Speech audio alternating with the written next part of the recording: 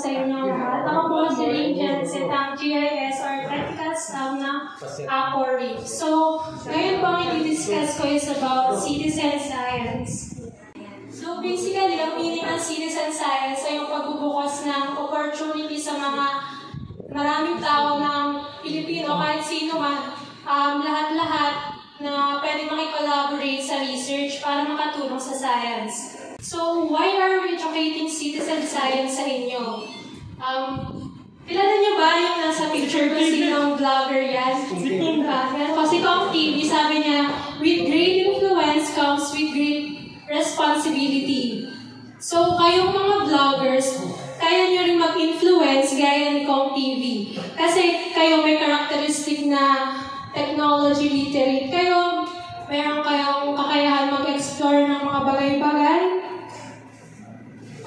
Curious kayo, meron kayong wide audience, tsaka kaya nyo mag-influence through digital space. So, yung mga nakaka-capture nyo, hindi nyo alam, yung inyong mga nakukuhang pictures, pwede yung mag-contribute para sa mga database ng research. Pwede silang makatulong. Merong mga apps kung saan yung mga pictures nyo ginagamit para malaman ang status ng bansa, like yung sa mga ibon. Kapag nakaka-capture nyo sila, pwede mo silang i-upload sa iBird picture para malaman kung ano mang ibon ang meron sa isang location or area.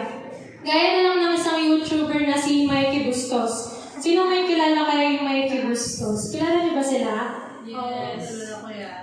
Ayan, siya ay Filipino-Canadian content creator. So si Mikey Bustos, kilala siya sa kanyang research about ants. Tapos pinapakita niya ito sa YouTube channel niya. At siya rin yung nakadiscover ng Merano-Plus bicolor na ant species sa Pilipinas. So ginagamit niya yung platform niya para mabahagi yung research at next. So, ano nga ba ang citizen science? Ito ay pinagsamang participation at involvement kung saan tayong lahat ay pwede mag-volunteer para makabahagi sa science. At meron nga rin mga activities ang Apple Reef kung saan sinasamahan ng mga mamayang ng bayan ng mga activities. Isa na rito ang coastal cleanup. Ito ay naganap lang noong May 2 dahil Month of the Ocean sa Sablayan Pier along the coastal shore. Tapos, sinamahan din niya ng iba't ibang agency ng Sablayan, katulad ng mga LGU, tsaka BFP, at iba pa. So, nagkaroon din ng scuba sura underwater sa Free Beach sa Sablayan. At ito yung mga napansin na threats sa marine ecosystem nila. Merong bleach corals, merong mga plastic litters, tapos hindi na siya ganun malino, pero meron ding mga broken corals, tapos yun na na-discuss kanina, merong mga coats na nakita at marami pang basura. So ano ba ang ginagawa ng Apple Reef para maiwasan ng mga ganitong bagay? Na-discuss na rin ito kanina, nagkakaroon nga ng monitoring sa coral bleaching, tapos surveillance sa crown-of-thorns starfish, tapos meron nga rin coastal cleanup activities. Ganyan ang itsura ng mga corals kung napapangalagaan natin sila ng maayos. Ayan, na-discuss na rin kanina nagkakaroon ng mangrove monitoring ang ARNP, kung saan ina-assess nila ang mangrove species diversity and abundance sa mangrove forest natin para mapadevelop ang magandang management. Nagkakaroon din dito sa Abu Island ng coastal cleanup. Tapos kasama na rin dito yung pagkakolekta ng basura sa mga mangroves. Conduct rin ng water quality monitoring na na-discuss na rin yung PASO na kung saan pina-quantify yung pollution load underwater parameters na nag-indicate sa protected areas. And meron din turtle monitoring na meron ng species ng Apo Island na hawksbill turtle at saka ang green sea turtle. Kinoconduct ito day and night along approximately 3 kilometer stretch of sandy beach covering the western and southwestern of the island. Dito rin ginaganap din ang bird census monitoring. Makikita nyo yung nasa picture ay isang cattle egret na makikita rin dito sa Apo Island. Then, meron ding mga officers ng ARNP na nag-observe. Tapos, isa sa ranger din dito ay pinapractice yung tamang pagkuha ng pictures ng mga bird species para mas ma-identify namin ng maayos ang mga species dito sa island. So, paano ba tayo makakatulong sa biodiversity conservation?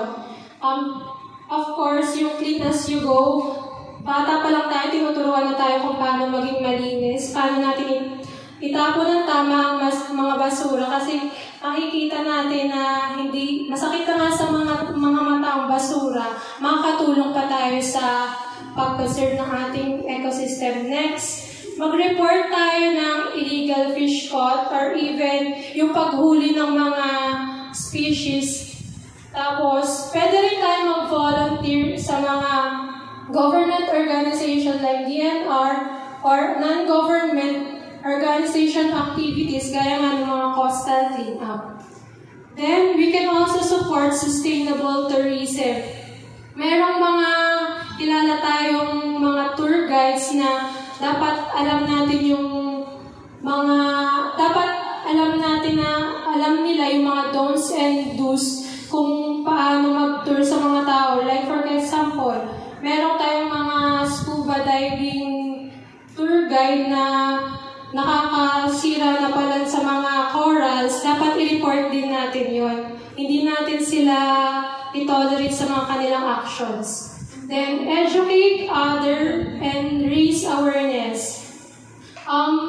Di ba ngayon, laganap ng social media, at dun sa platform na yun, makakatulong tayo mag-educate sa iba through kahit yung pag-share lang ng mga postings. Pwede natin mag-share tayo ng related naman sa biodiversity, tamang pangangalaga, hindi yung basta kung ano na lang na marites, mga ganyan. Then also, yun nga, mag-engage tayo sa citizen science kasi dito pwede tayo mag-volunteer, pwede tayong makatulong pa sa research at makatulong sa pag-conserve ng biodiversity. Ayun. Maraming salamat po. Ayan, thank you, Rain. So, ayun, ang dami na ng tips, ang dami na ng binibigyan namin kayo ng trabaho. Yun pala yung kapalit, di ba? Yun yung kapalit ng pagpunta nyo dito. Na ini-encourage namin kayo, na tulungan nyo kami, na i-protect natin si Apo Reef. Kayo yung magiging mata namin dun sa Blayan, di ba? Para kayong mag-away-away na magkapit-bahay. Ay, takatun din sa inyo yung nahuli namin eh. Diba? Pino ko lang yun, syempre. May mga tamang pamamaraan ng pagsuporta nyo sa amin, may tamang pagtulong nyo sa amin. At yung mere fact na hindi na kayo dumadagdag dun sa problema ni Apo Reef, malaking tulong na sa mga management ng Apo Reef yun. At least may bawas na, hindi na namin intindihin na ang Paradise Vloggers ay pumapasok pa ng Apo Reef. Hindi na namin iniisip yun ngayon. So dapat ganon ang maging relationship ng Apo Reef at saka ng Paradise Vloggers. Maging harmonious tayo, magtutulungan tayo. Malay nyo next time, kayo naman yung BDFE na matulungan namin yung katulad nung sa Sitio Punta. Sa mama yung tawag nung sa kanila. Oo, kaya yan. Oo. So, ayan. Oo, pag napalatili natin yung magandang samahan, mararating din natin yung narating ni sa mama. I think maraming naging interested eh. Kasi nga, na-awardan sila ng malaking pondo. Wala na natin. Oo. Tsaka report din pag may time. Hindi ako lang nagre-report lagi kay Sir Richard. Pagka Sir Richard pumasok na naman Pero hindi nyo daw pala kasama. Ayun, so may tanong po kayo, may mga gusto kayong i-clarify bago tayo lumabas. I think kaya na natin kasi hindi masyadong mainit ngayon. Pinagbibigyan kayo ng amin. Maganda yan eh. Siyempre, total may knowledge na rin sila. So, dahil Adventist, so may church to, may simbahan. Pwede naman doon magkaroon ng konting oras lang para sa pangitin. Kung ano yung naging, bakit nagkaroon ng ganitong pag-hinapot mga isla, kaya kung yan lahat. So may paliwanag doon kung anong purpose, bakit kailangan ipitan. So, pwede niyong i-video yun, i-vlog. And then, siyempre, ako presidentang grupo na yun. Na ibig sabihin, gumagawa yung grupo, support din sa ay di ba rin natin, makagawa ng 15. Di ba? So, bukod pa po doon, siyempre tulong din, siyempre, makatulong tayo sa mga kapitbahay natin, makatulong din doon sa ano. Dahil, siyempre, kung hindi rin naman natin sila discussan, hindi rin naman nila sa knowledge tungkol doon. Siyempre, pagbawalan sa atin, mahuli, ganyan. And then, issue. So, yun, magandang purpose din naman yun. Then sa ayaw at sa gusto natin, bawal talaga. So, yun naman yung purpose. At least nakita natin yung dahilan. Ma'am, Sige po, ang tanong. tungkol po doon sa sinabi nyo na bawal po pumasok yung mga vlogger. Minsan po pagkataon, pumapasok po kami dyan kapag galing sa Palawan, abutin kami ng malakas, matago kami. Mahirap po dito, sir. Nahirapan kami dito sa ano. Tumatago po kami doon sa tinangkapan, o doon sa ibang mga public. Kapag medyo apikin na po, umabot ng mga alas 8 ng gabi.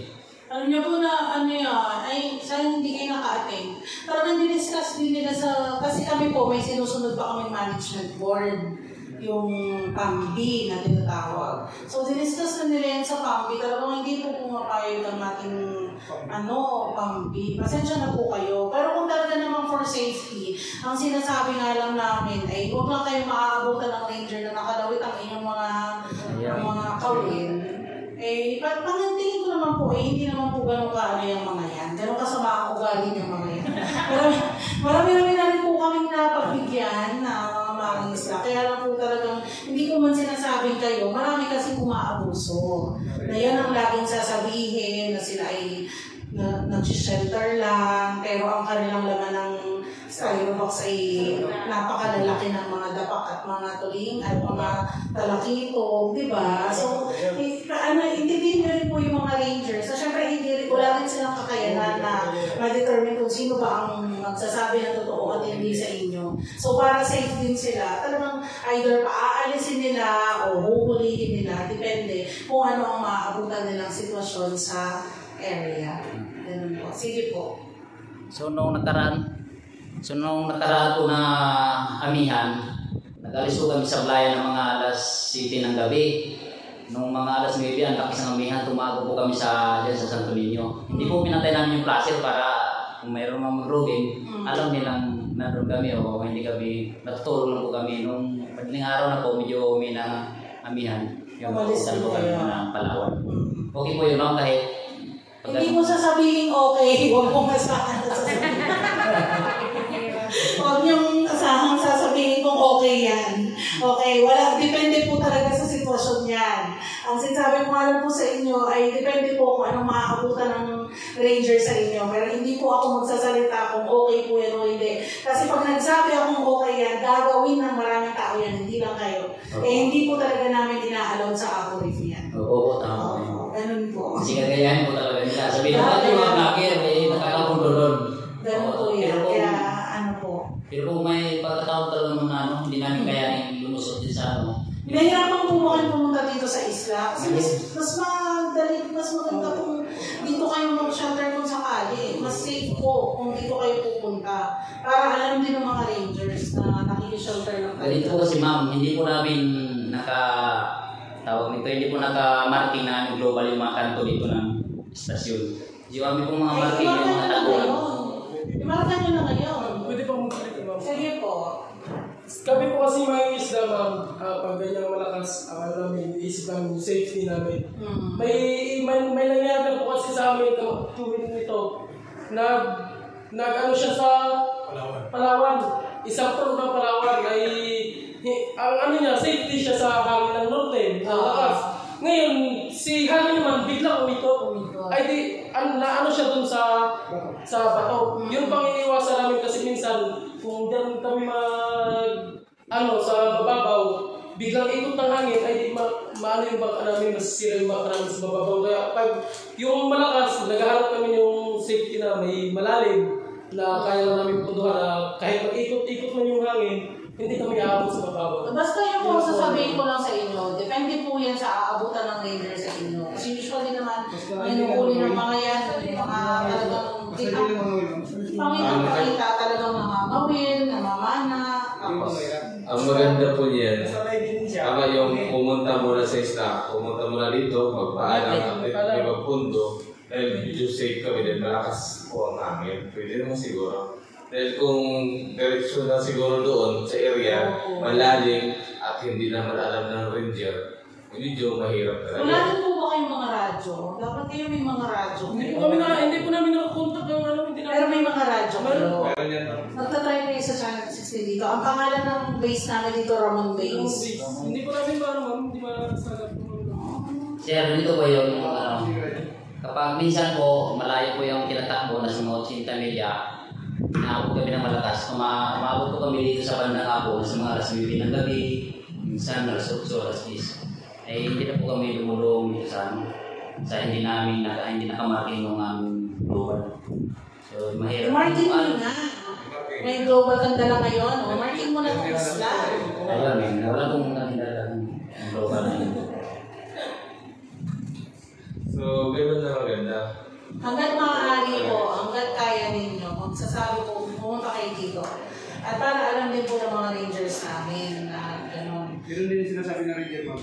Pagka makita doon, dumarito na lang kayo. Oo, hanggat maaari po talaga. Diretso. Okay nga, diretso na lang siya. Kasi delikado rin naman kahit nandun kayo sa labas, bigla rin Sa maglakas. labasan, ma'am. Maaaring maganda. Hindi rin sigurado. Hmm. Kasi malakas din. Pero ma'am, hindi naman siguro mahigpit yung mga ranger. Halimbawa po kasi minsan ang biyahe po talaga namin sa malayo. Ay, abutin kami dyan ng may barkong lubog. Inabot po kami ng puyat, hindi na po namin kaya pumunta dito para magpaalam. Ay, hindi naman po illegal yun, hindi naman po kami dito na Noel. Okay lang naman po siguro. Hindi ko nga po sasabihin ko. Yun nga po, hindi naman po siguro sila mahigpit na ihilay agad kami. Depende Kasi minsan po talaga, magdamagan ang biyahe namin. Alis kami ng mga alas 5 bago maglubog ang araw. Alis kami ng laot. Minsan, ang dating namin ng Sablayan, alas 7 ng umaga. Inaabot kami dito ng mga alas 2 ng madaling araw. Ay kadalasan po namin minsan dito na sa ganto ng barkong lubog para hindi kami madaan ng barko. Pero yung mga rangers naman, I think pag nakakakita mo na natutulog, hindi nila... Oo. Huwag lang yung natutulog pero may ilaw sa ilalim. Pero kung sa akin talaga, mas maganda na tuloy na rin. May share ko lang sa inyo, no? Malayo na po kasi sir, kung puyat kami, malayo na po kasi sa malayo na takbuhin. Siyempre, kasi natin na... Pero kagaya nung huli nilang nahuli, may share ko lang sa inyo yung malaking bangka na alam nyo nagkagulo na sa pier dahil tambak ng huling isla. Oh, yun ay galing Palawan. Nataon sa Apoif nagpahinga, natutulog. Ang problema, natutulog yung 4, pero may 7 nasa ilalim. Oh. Ang isda nila, although hindi sa Apoif na huli yun, maraming isda na yun. Kasi ano ang pangalan niya mga isda na yan kung saan sila galing. Oh. Kaya hinuli namin. Ngayon, sayang, hindi naman dito. Gawa ng confirm din naman sa Palawan ay parang 7 araw nang naandun bago pa uwi ng San Jose nung dumaan. May sumisid ko sila eh. Yes. So yun yung sinasabi ko na depende sa sitwasyon na aabutan ng rangers. Hindi namin pwede sabihin na okay lang. Walang okay lang sa amin. Pag sinabing bawal ay bawal.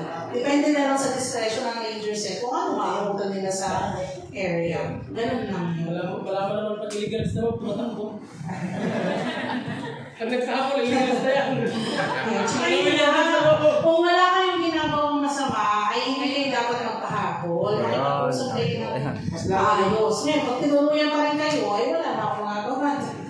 Ganun talaga, di ba? Sila, may trabaho lang din sila na pinapatupad. Sila naman ang nadadali ng opisina pag hindi nila ginampanan ng trabaho nila, di ba? Ayun. O, may tanong pa kayo? Lagi na lang yan ang tanong natin, ha? Pag nagkikita tayo, lagi na lang yan, ha? Kung wala na kayong tanong, gusto niyo nang umikot sa isla? Maghagi tayo, sir, sa dalawang grupo kasi hindi rin kaya ng boardwalk. Ayun po kung meron na, paki-double check nyo. Baka may merienda silang prepare, busog na busog pa nga. Kung gusto nyo mag-merienda kayo, pero pwede na kayong maghati. Nandito yung mga rangers to assist you, tsaka sila sasama ba kayo sa kanila. Sasama sila sa inyo na umikot. Isang grupo pupunta sa boardwalk, isang grupo pupunta sa lighthouse. Yung walang asawa. Sige, mag-group picture kaya muna tayo. Ako pala maaga nga alis bukas ha. May meeting pala ako bigla akong pinatawag. So ako ay mga alas 6 ng umaga. Mag-i-spot ako. Sige, background mo si Matos de Ocean. Tayo maya-maya. Tayo dito mga kaibigan.